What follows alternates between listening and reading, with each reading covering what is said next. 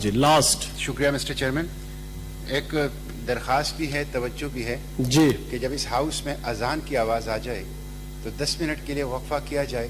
کوئی نماز پڑھنا چاہے تو کم از کم وہ جماعت کے ساتھ نماز پڑھ سکیں, اس لیے کہ قرآن پاک کا حکم ہے وَأْمُرْ أَهْلَكَ بِالصَّلَاةِ وَاسْتَبِرْ عَلَيْهَا. خود بھی نماز پر قائم رہو اور اپنے بچوں کو, اہل عیال کو بھی اس کا حکم دو. تو ایک تو یہ درخواست ہے. جی دوسرا جو پیر صاحب ارشاد صاحب نے بات اٹھائی ہے مسٹر چیئرمین, میں نے اپنے اسٹینڈنگ کمیٹی میں اس کو تفصیل کے ساتھ ڈسکس کیا, HEC کو ہی بلایا تھا.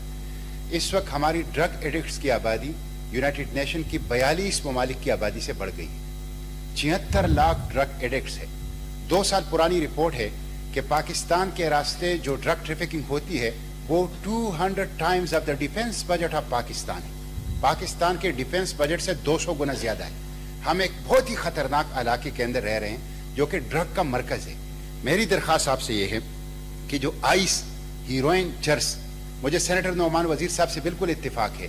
میں آپ کو جگہ بتاتا ہوں, خیبر ضلع کے اندر شاکس میں آئس بنتی ہے. خیبر ضلع کے اندر شاکس گاؤں میں ہیروئن بنتا ہے.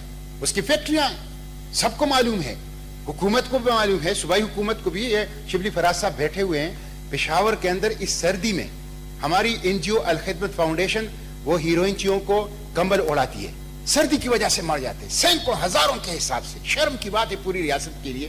میں نے اس پہ اپنی کمیٹی میں بھی کام کیا ہے.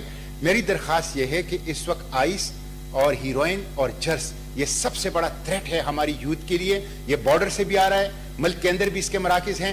مجھے بھی اس کمیٹی کے اندر وہ شامل کر دیا جائے تاکہ میں وہاں پہ اپنی آبزرویشن بھی اور اپنی تجاویز بھی وہاں پہ ٹھیک ہے. ایک چیز. دوسرا جو سینیٹر محمد سیف صاحب نے, بیرسٹر سیف صاحب نے بات اٹھائی تھی, ٹیکنالوجسٹ کا ایشو بھی میں نے اپنی کمیٹی کے اندر ڈسکس کیا ہے اور ہم نے یونانیمسلی ٹیکنالوجسٹ کے حق میں پاس کر لی ریزولوشن کہ بھائی ان کو سروس سٹرکچر دیا جائے.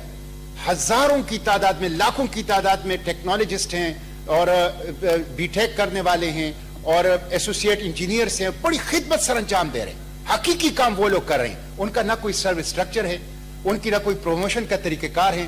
وہ جب پڑھتے بھی ہیں تو ان کو انجینئر تسلیم نہیں کیا جاتا. چونکہ یہ ہماری کمیٹی کا ڈومین نہیں تھا, اس لیے میں نے خود بھی یونانیمسلی, یعنی میڈم سسی بیٹھی ہوئی, ہم نے یونانیمسلی اس کو HEC کی طرف بھی بھیجا اور ساتھ ایجوکیشن, ہائر ایجوکیشن کی طرف بھی. اس میں بھی میں چاہتا ہوں کہ میں ان مظلوموں کے لیے میں بھی آواز اٹھاؤں. میں نے گزشتہ 1 سال سے ان کے لیے کوشش کی ہے لیکن میرے اختیار میں نہیں تھا. اس کمیٹی میں ان کے جو کچھ کام ہم نے کیا اس حیثیت سے میں چاہتا ہوں آپ اس میں بھی مجھے بھی پیش کریں. آپ کو کس کمیٹی میں بھجوائے ہوئے جس پہ ماشاءاللہ آپ کو آل راؤنڈ ان کو پھر اسی طرح ہی لگ رہا ہے مجھے. جی وہ بھی بھجوا دیں جی, کمیٹی میں لے جائیں.